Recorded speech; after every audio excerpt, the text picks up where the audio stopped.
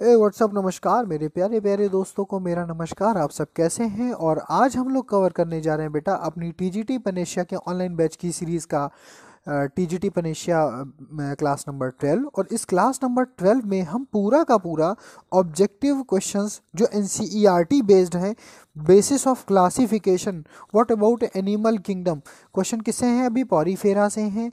किस में कौन सी सीलोम पाई जाती है, किस में ट्रिप्लोब्लास्टिक है, किस में बाईलेटरल सिमेट्री है, इस तरह के छोटे छोटे क्वेश्चन हम करेंगे। तो जब आपके पास टाइम हो तब आप बैठ के ये देखना, क्योंकि वीडियो थोड़ी सी लंबी होगी, और धैर्य से देखना, ठीक है? तब आपको पढ़ने में मज़ा आएगा। चलो भाई स्टार्ट करते हैं। Organ system level of organization is observed in question number 1। कह रहे हैं ऑर्गन सिस्टम लेवल किसमें पाया जाता है। देखो बेटा, जब हम लोगों ने अपनी सीरीज स्टार्ट की थी तो हम लोगों ने प्रोटोजोआ पढ़ा था। तो प्रोटोजोआ में स्पष्ट हमने बताया था कि प्रोटोजोआ प्रोटोप्लाज्मिक लेवल का है, पॉरीफेरा कौन से लेवल का है बेटा? सेल लेवल का, सेल्यूलर लेवल का है। निडेरिया कैसा है? टिश्यू लेवल का। और उसके ऊपर जैसे ही आप उठते हो स्टार्ट हो जाता है ऑर्गन लेवल, और थोड़ा ऊपर उठते हो तो आ जाता है ऑर्गन सिस्टम लेवल। बात समझ में आई कि नहीं? बताया था कि नहीं बताया था? तो चलो भाई देखते हैं। तो यहाँ पर क्या कह रहा है? कॉर्डेटा, हाँ भाई ऑर्गन सिस्टम होता है। एनिलिडा बिल्कुल होता है। एनिलिडा में देखो अपना एक्सक्रीटरी सिस्टम, अपना रेस्पिरेटरी सिस्टम, त्वचा से सांस लेता है कि नहीं लेता, अपना डाइजेस्टिव सिस्टम, सब तो पाया जाता है। मोलस्का में भी सेम कंडीशन है। तो आंसर हो गया ऑल ऑफ दीज। देखो बेटा, कभी कभार क्या होता है, बच्चे को पता तो सब होता है, उसने पढ़ा भी सब होता है, लेकिन उसका अपना थिंकिंग लेवल खराब होता है। वो एनालिसिस नहीं कर पाता कि ये सही है कि ये सही है, ये सही है कि ये सही। और कुछ तो बहुत ही होशियार होते हैं, पूरा पेपर करने के बाद कहते हैं वो वाला क्वेश्चन दोबारा देख लिया जाए, हो सकता है हम इसको फिर से सही कर लें। और सही प्रश्न जो पहले आपने सही किया होता है उसको गलत कर देते हैं, ऊपर से वाइटनर चला देते हैं। ये सबसे खराब काम है। जो करना है एक बार में करिए, ठीक है ना? वाइटनर चलाना, ब्लेड चलाना, ये चीज़ें बड़ी खराब होती हैं। आपका इसमें ओएमआर रिजेक्ट भी कर देता है कई बार, ठीक है? तो ये नौटंकी कोई नहीं करेगा भैया। क्वेश्चन नंबर 2 आता है द टिश्यू लेवल ऑर्गेनाइजेशन। बताओ भैया, टिश्यू लेवल अगर ऑर्गेनाइजेशन है तो कैसे पता करेगा? Cells are arranged as loose aggregate, गलत। अगर सेल्स लूजली लगी हुई हैं तो भैया वो सेल्यूलर लेवल का हो जाएगा, जैसे कि पॉरीफेरा। दूसरा, tissue are grouped to form organ, बेटा ऑर्गन हो गया तो वो तो ऑर्गन सिस्टम हो गया, बात ही खत्म हो गई। तो फिर टिश्यू लेवल कहाँ रहा? ठीक। तीसरा, cells performing the same function are arranged into groups, बिल्कुल सही बात। देखो पहली बुद्धि तो ये लगानी, जो सबसे लंबा लिखा हो वही सही होता है। बात समझ में आई कि नहीं? जो सबसे बड़ा लिखा हो वही सही होता है, ज़्यादातर जितना रायता फैलाया जाएगा वही सही होता है, ठीक है?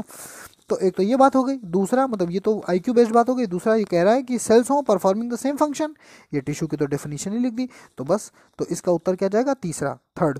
Body cavity lined by mesoderm, most most most most most most important. Body cavity हो, ठीक, और इसको कवर कौन कर रहा हो, लाइनिंग कौन दे रहा हो उसमें? मीजोडर्म। इसको क्या कहते हैं? सीलेंड्रॉन कहते हैं, स्यूडोसील कहते हैं, सीलोम कहते हैं, या ब्लास्टोसील कहते हैं? भैया सीलोम कहते हैं, ट्रू सीलोम कहते हैं, सीलोम कहते हैं। और बल्कि क्या कहते हैं? ट्रू सीलोम कहते हैं। आई बात समझ में? ट्रू सीलोम की यही मुख्य बात होती है कि जो बॉडी कैविटी होती है वो मीजोडर्म के द्वारा लाइनिंग की जाती है। आगे बढ़ते हैं। कह रहे हैं, सुनते चलना बस केवल पहले। A coelom is a, coelom क्या है? A cavity between the wall and gut wall, a cavity lined by mesoderm, a body cavity not lined by mesoderm, a body cavity lined by endoderm. ठीक है, इतनी सारी बातें। इससे just पहले वाले क्वेश्चन हमने पढ़ ही लिया, तो अब तो हमें पता ही चल गया। बी अगर नहीं भी पता था तो अब पता चल गया कि body cavity lined by mesoderm is known as coelom. आई बात समझ में? अब आया जबरदस्त जबराहट प्रश्न, ठीक है, ध्यान देना थोड़ा सा। कह रहे जो ए है वो सेल्यूलर लेवल ऑफ ऑर्गेनाइजेशन है, तो ए कई है बेटा सेल्यूलर लेवल, क्या? पॉरीफेरा। तो प्रश्न में देखो 4 ऑप्शन दिए, हमें देखना है कि पहला कौन सा, ए कौन सा, पॉरीफेरा किस में दिया। तो ए पॉरीफेरा ये हो गया, ए पॉरीफेरा ये हो गया। तो हम लोग जैसे करते नहीं थे, अक्कड़ बक्कड़ बम्बे बोल, 80 90 पूरे 100 100 में लगा धागा, चोर निकल के भागा, बस वही करना है इसमें, ध्यान देना। अब हमने ये तो कंफर्म कर लिया, तो बी ऑप्शन है या सी ऑप्शन है? अब देखो नीचे आते हैं। Coelom is not seen in, coelom is not seen in, चलो हमने मान लिया ये हमको नहीं आता। तीसरा देखते हैं कि रेडियल सिमेट्री किस में पाई जाती है? सीलेंट्रेटा में, हाँ पाई जाती है। टीनोफोरा, हाँ पाई जाती है। और तीसरा किस में पाया जाता है राजा बेटा? रेडियल सिमेट्री तीन में पाई जाती है, एक सीलेंट्रेटा में पाई जाती है, एक टीनोफोरा यानी कॉम्बजेलिस में, और तीसरी इकाइनोडर्मेटा। तो सी नंबर पे इकाइनोडर्मेटा ढूंढो। देखो एक तो सी में इकाइनोडर्मेटा ये मिल गया, और यहाँ पॉरीफेरा में सी में मोलस्का लिखा, बस ये उत्तर गलत हो गया और ये वाला सही हो गया। ये ज़रूरी नहीं कि इस तरह के एनालिटिक क्वेश्चन में हम सब सही देखें, हमें जो पता है, हमें जो कन्फर्म है, हम उससे अक्कड़ बक्कड़ बम्बे बोल करके ढूंढ लेंगे। अक्कड़ बक्कड़ का मतलब समझ गए ना, ईमानदारी वाला, आईक्यू लगा के, ये नहीं कि सही में अक्कड़ बक्कड़ करने लगे। ठीक है, आगे बढ़ते हैं बेटा। द स्यूडोसीलोमेट एमोंग दीज, आप सभी जानते हो बेटा कि जितने भी एनिमल किंगडम में आपने पढ़े होंगे, इन सब में केवल स्यूडोसीलोमेट अगर हम बात की जाए, ये तो सारे सीलोमेट हो गए, ये सीलोमेट हो गया, इसमें तो सीलोम होती नहीं, बात ही खत्म है। बोलो, यहाँ तो भगवान ने बनाई नहीं सीलोम, पॉरीफेरा में, एनिलिडा और मोलस्का में सीलोम है। कह रहे स्यूडो सीलोम, झूठी सीलोम, अभी तो शुरुआत कर रहे हैं भगवान, अभी तो भगवान ने डेवलपमेंट किया है कि तीसरी लेयर भी बना दें, एक्टोडर्म, एंडोडर्म और मीजोडर्म की शुरुआत कर रहे हैं भगवान। तो शुरुआत कर रहे हैं तो झूठी सीलोम दे दी, झूठी बॉडी कैविटी दे दी। तो ये किस में किया भगवान ने? एस्के हेलमेंथीज में या निमेटे हेलमेंथीज में। बात समझ में आई कि नहीं?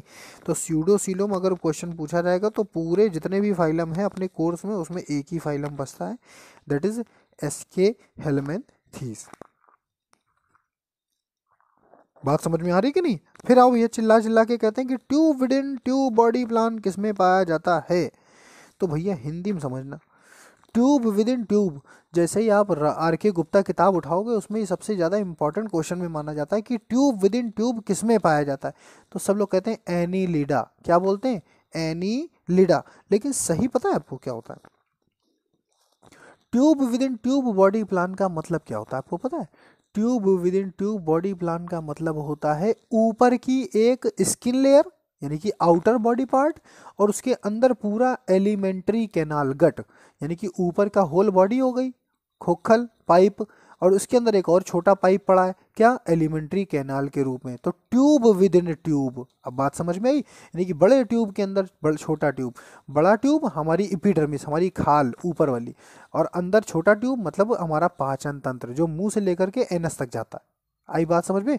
तो ट्यूब विद इन ट्यूब असली में देखा जाए तो एस्के हेलमेंथीज से कॉर्डेटा तक सब में पाया जाता है। तो इसमें ना तो यूसपंजिया, ये तो ये सब वो वाले लोकल चीज़ें आ गई, मतलब शुरुआती चीज़ें आ गई, लोअर एनिमल्स आ गए, इनमें किसी में नहीं, तो आंसर जाएगा D, none of these. When the circulatory system lacks the बहुत बहुत बहुत बहुत इंपॉर्टेंट क्वेश्चन, ऐसा परिसंचरण तंत्र जिसमें ना तो धमनियां हो, ना तो शिराएं हो, और ना ही केशिकाएं हो, तब क्या हो उसमें? घंटा? कुछ नहीं। तो फिर भैया ऐसी चीज़ों को कहा जाता है ओपन टाइप वेस्कुलर सिस्टम, या open type circulatory, blood circulatory system. अब पूछोगे इसका क्या मतलब हुआ? सुनना बेटा, जितने भी blood circulatory system open type होते हैं, उन जंतुओं में उनके अंग खून में सीधे डूबे रहते हैं तथा विसरण एवं परासरण, ऑस्मोसिस एंड डिफ्यूजन के माध्यम से कार्बन डाइऑक्साइड को बाहर निकाल कर ब्लड में, और ऑक्सीजन को उस ब्लड से एक्सेप्ट करते रहते हैं। यानी कि कोई भी धमनियाँ, कोई भी शिराएं, there is no veins, there is no arteries, there is no capillaries. तो इसको क्या कहते हैं? Open type of blood circulatory system. आगे बढ़ते हैं, करें रेडियल सिमेट्री। देखो बेटा, ये क्वेश्चन कितनी बार आ रहा है, बार बार आ रहा है, इंपॉर्टेंट है। किसमें किसमें पाई जाती है? इकाइनोडर्मेटा। अब पहले ही दिख गया आंसर, अब तो कुछ कहना ही नहीं है, यही आंसर है। इकाइनोडर्मेटा, टीनोफोरा यानी कि कॉम जेलीज, बरो, और सिनिडेरिया या निडेरिया या सिलेंट्रेटा। नाम सब याद रखना बेटा, नाम भूल गए तो सब खेल हो जाएगा वहाँ एग्जाम हॉल में। ठीक है, next, the term bilateral symmetry refers to, most important question, हमने बहुत अच्छे से पढ़ाया है अपने बैच में। बाइलेटरल सिमेट्री का क्या मतलब होता है और रेडियल सिमेट्री का क्या मतलब होता है? पहले आप देखो इधर, ये देखो, ये कुछ भी, ये कोई जीवधारी है, हमें नहीं मालूम ये क्या है, ठीक है, और हमने इसको ऐसे काट दिया, बीचों बीच से काट दिया, तो एक आधा भाग इधर डिवाइड हो गया, आधा भाग इधर डिवाइड हो गया, ये कहलाता है क्या? Bilateral symmetry. बात समझ में आई कि नहीं? अब हम चलो पढ़ लेते हैं, ये तो हमने ऊपर से देख लिया, हम पढ़ लेते हैं। When the body can be divided into two unequal, गलत, to any plane passing through the center which does not divide into body into two equal half, फिर बात गलत हो गई, लास्ट में बात गलत हो गई, यहाँ तो सही थी, यहाँ तो फिर भी ठीक थी, यहाँ से एकदम गलत हो गई।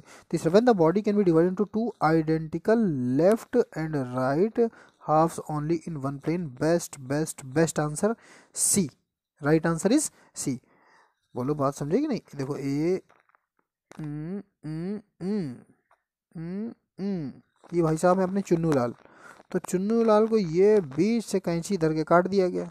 अब काट दिया गया तो जस्ट आइडेंटिकल हो जाए, ये कहलाएगा बाइलेटरल। ठीक है, आइडेंटिकल लेफ्ट से आइडेंटिकल राइट हो जाए। अब ये ना कहने लगना कि सर यहाँ तो लीवर पाया जाता है, यहाँ तो लीवर नहीं पाया जाता, तो ये तो प्योर आइडेंटिकल नहीं हुआ। अब इतना आइडेंटिकल नहीं लिया जाता। बाइलेटरल का मतलब होता है लगभग लगभग मिले, आउटर यानी एक्टोमॉर्फी और एंडोमॉर्फ दोनों मैच हो थोड़ा थोड़ा। ठीक है, आगे बात समझे।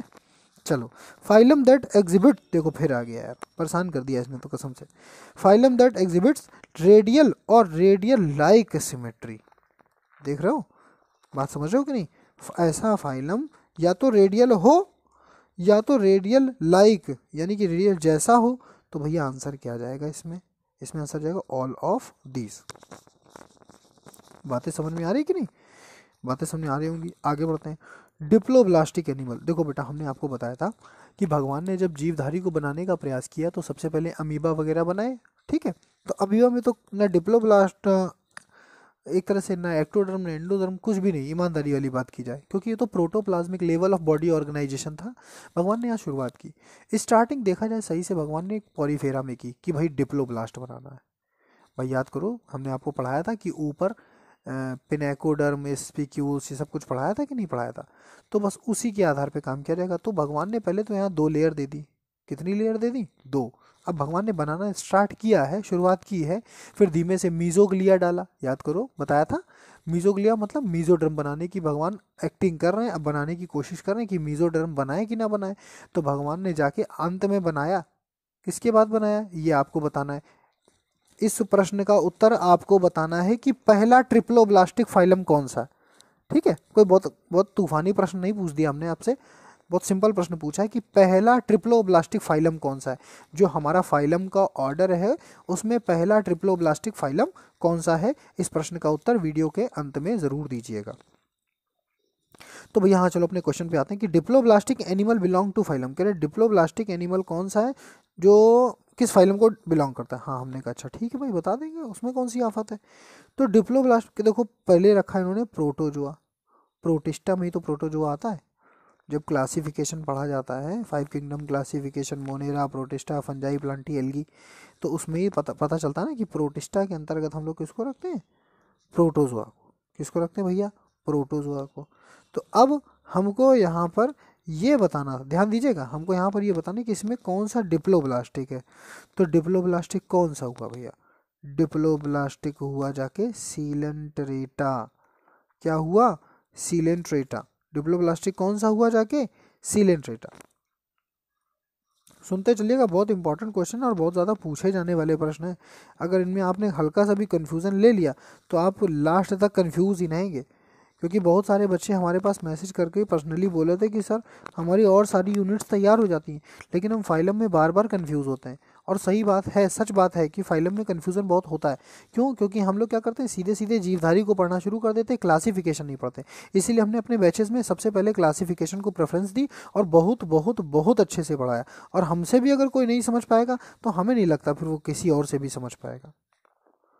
बात समझ में आ रही है कि नहीं। तो अब हमारा जो प्रश्न है, प्रश्न आपको समझ में आया, उत्तर आपको समझ में आए। क्वेश्चन जितने ज़्यादा से ज़्यादा आप लगाएंगे आपके जीतने के चांसेस उतने ज़्यादा से ज़्यादा होंगे। ये हमसे आप लिख कर ले लीजिए, ठीक है ना। चलो खैर ज़्यादा बातें नहीं, काम की बात। हायर फाइलम लाइक इकाइनोडर्म, कह रहे हायर फाइलम हो लाइक इकाइनोडर्म। तो भैया सीधी सी बात है यार, अगर हायर फाइलम है तो भगवान ना तो डिप्लोब्लास्टिक रखेंगे और क्वाड्रोब्लास्टिक तो भगवान ने बनाया ही नहीं। मान लो एक्टोडर्म, एंडोडर्म और मीजोडर्म, या क्रम से देख लो, एंडोडर्म, मीजोडर्म और एक्टोडर्म, यही 3 तो लेयर हैं। जो भगवान ने सुपर डेवलप्ड भी बनाए उनमें भी केवल 3 ही दिए। ठीक है, तो हायर फाइलम लाइक इकाइनोडर्म में क्या पाया जाएगा, ट्रिप्लोब्लास्टिक। ये भाई साहब क्वेश्चन बहुत ज़बरदस्त था। ये क्वेश्चन जब हमने देखा तो हमको मज़ा आ गया, मन खुश हो गया अंदर से। आपका भी मन खुश हो जाएगा जब आप जानेंगे इसको। कह रहे the response to external stimulus, बाह्य उद्दीपक, हिंदी भाषा में अगर पढ़ा जाए बाह्य उद्दीपक, द रिस्पॉन्स प्रतिक्रिया देना, the response to external stimulus is maximally quicker, सबसे तेज किस में होगा, और सबसे ज़बरदस्त, जल्दी से जल्दी और मोर प्रिसाइज, मतलब छोटे समय अंतराल में किस में होगा। अब बता बेटा यहाँ क्या गेम खेल रहे हैं आपसे, ये गेम खेलना चाह रहे हैं कि आप इनको ये बता दीजिए कि सबसे ज़्यादा डेवलप्ड में कौन सी सिमेट्री पाई जाती है। तो सबसे ज़्यादा डेवलप्ड में कॉर्डेटा आता है, और कॉर्डेटा में कौन सी सिमेट्री पाई जाती है, बाइलेटरल। नहीं समझ में आया होगा, पक्का नहीं समझ में आया होगा। अगर इस वीडियो को 50 लोगों ने देखा, एक छोटी सी बात करते, तो इसमें कम से कम 50 में से मुश्किल से 10 के ही समझ में आया होगा। अब फिर से समझो, कह रहे हैं कि रिस्पॉन्स दे एक्सटर्नल स्टिमुलस का बहुत तेजी के साथ। बात समझना, ये तो सीधा सीधा प्रतीक है कि आपका नर्वस सिस्टम डेवलप हो। तो नर्वस सिस्टम किस में डेवलप होगा, जो उच्च कोटि के जीव जंतु हैं, जैसे हम, स्तनधारी, मैमल्स। आई बात समझ में। और हम लोगों में, ह्यूमंस में, प्राइमेट्स में कौन सी सिमेट्री पाई जाती है, बाइलेटरल। अब आप समझे कितना जबरदस्त क्वेश्चन है ये। एनसीईआरटी ऐसे क्वेश्चन देती है आपको। आई बात समझ में। एनसीईआरटी ऐसे क्वेश्चन बनाएगी छोटे छोटे, आपको लगेगा कि ये पूछना क्या चाह रहा है। अब देखो कितनी छोटी सी बात है, ये पूछना क्या चाह रहा है पता है आपसे। अगर यहाँ पर इसको क्वेश्चन को चेंज करना हो तो पता है क्या करेंगे, the response to external stimulus is maximally quicker and more precise in which of the following phylum. उत्तर आएगा कॉर्डेटा। यहाँ लिख देंगे इकाइनोडर्मेटा, यहाँ लिख देंगे मोलस्का, यहाँ लिख देंगे आर्थ्रोपोडा, और यहाँ लिख देंगे कॉर्डेटा। उत्तर क्या चला जाएगा, कॉर्डेटा। और यहाँ पर क्या कर दिया, सिमेट्री से उसको मैच कर दिया। आई बात समझ में आना चाहिए वैसे, हमको लगता है। आज थोड़ी क्लास लंबी होगी, घबराना नहीं है। चीज़ें अगर आप पढ़ेंगे नहीं तो मज़ा कैसे आएगा, ठीक है ना। ये तो पढ़ लिया, ये भी पढ़ लिया। हाँ आगे बढ़ते हैं। चूज द फॉल्स ऑप्शन, कह रहे हैं फॉल्स ऑप्शन चुन लो। तो भैया बिल्कुल चुन लेंगे। कह रहे हैं अमीबा एसिमेट्रिकल होता है, सच्ची, एकदम सच्ची। कह रहे हैं सिलेंट्रेटा के बारे में कुछ बातें बता रहा हूँ, बताओ सही है गलत। कह रहे हैं डिप्लोब्लास्टिक, एकदम सच्ची। रेडियल होते हैं, एकदम सच्ची। नॉन कॉर्डेट होते हैं, एकदम सच्ची। फिर आ जाओ कॉर्डेटा में। कह रहे हैं पेट्रोमाइजॉन और इंथोरिंचस और इक्वस। तो कह रही ये उसके मेंबर हैं कि नहीं, बिल्कुल घोड़ा है ये। इक्वस शायद घोड़ा होता है, अभी हमें याद नहीं है, शायद घोड़े को कहते हैं, ठीक है। तो कह रहे हैं ये उनके एग्जाम्पल हैं, तो भैया बिल्कुल सही। फिर कह रहे हैं एनीलिडा में क्या स्यूडोसिलोमेट होते हैं, एकदम झूठ, गलत। हमने पढ़ा, अभी पढ़ा कि एसके हेलमिंथीज होता है स्यूडोसिलोमेट। हमने क्या पढ़ा कि एसके हेलमिंथीज कैसा होता है, स्यूडोसिलोमेट। तो भैया एनीलिडा क्या हो गया, सीलोमेट। आई बात समझ में। सीलोमेट मतलब सीलोम। अब यहाँ तक आते आते सीलोम बन गई ना, यहाँ तक आते आते क्या हो गया, सीलोम का विभाजन हो गया, सीलोम दिखने लगी, ट्रू सीलोम्स बनने लगे। इसके पहले जो था एसके हेलमिंथीज, समझते चलिएगा, एसके हेलमिंथीज तक स्यूडो सीलोम थी, इसके बाद सीलोम से स्टार्ट हो जाती। तो इसका जो कह रहे थे कि फाल्स बताओ, गलत बताओ, तो गलत में क्या हो गया, स्यूडो सीलोमेट में एनीलिडा गलत, क्योंकि स्यूडो सीलोमेट किसके लिए होती, एसके हेलमिंथीज के लिए।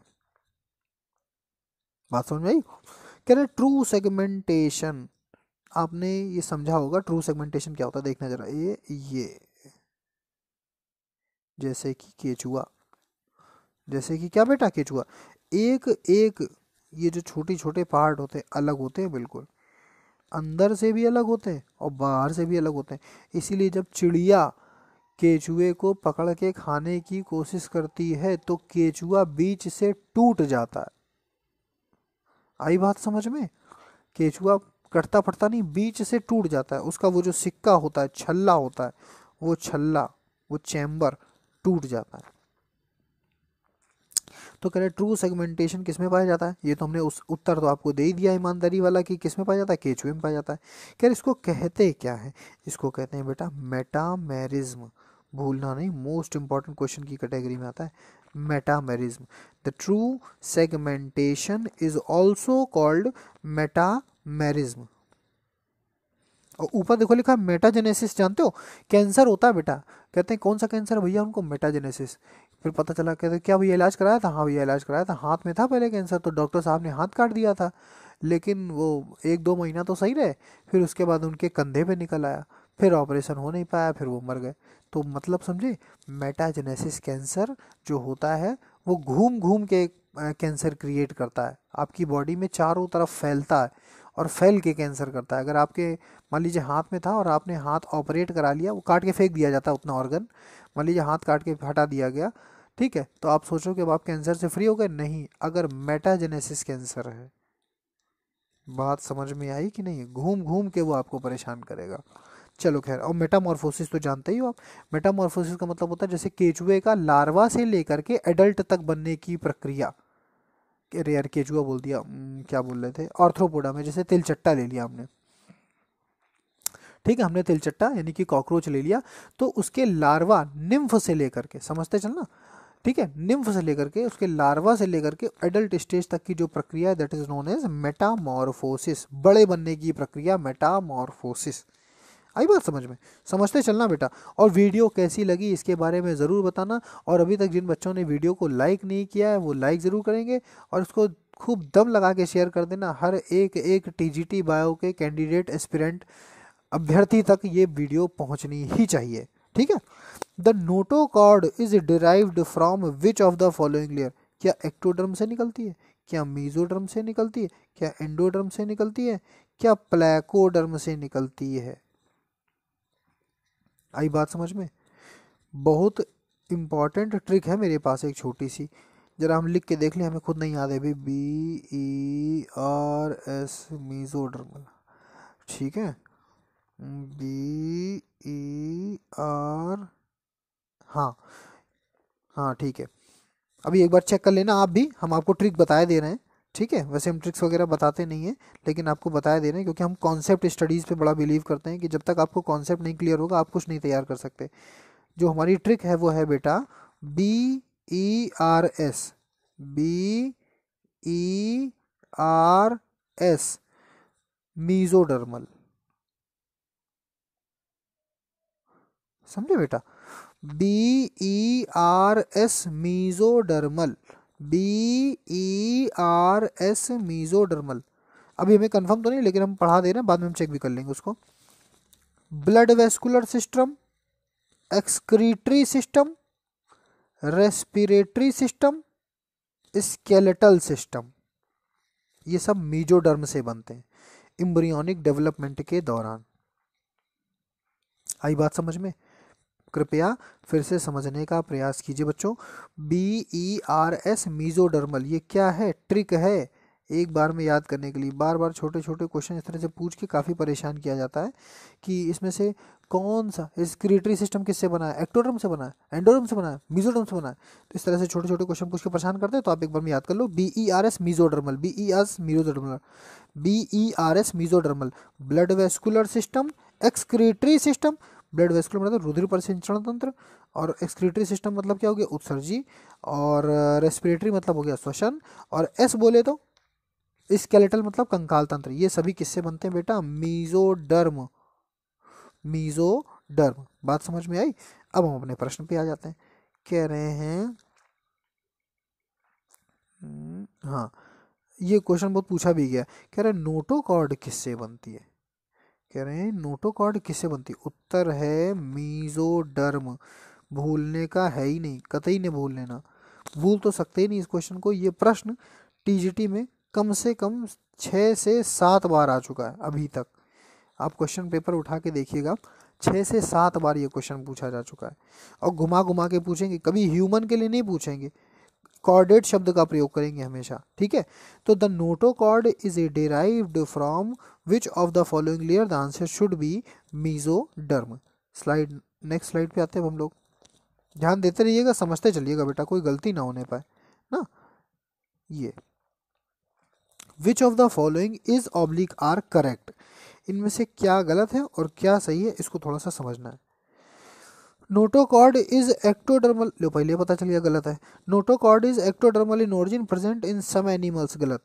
फिर देखो उसका दूसरा क्या, notochord is mesodermally derived rod like structure formed on the dorsal side of embryonic development in some animal, बिल्कुल सही बात।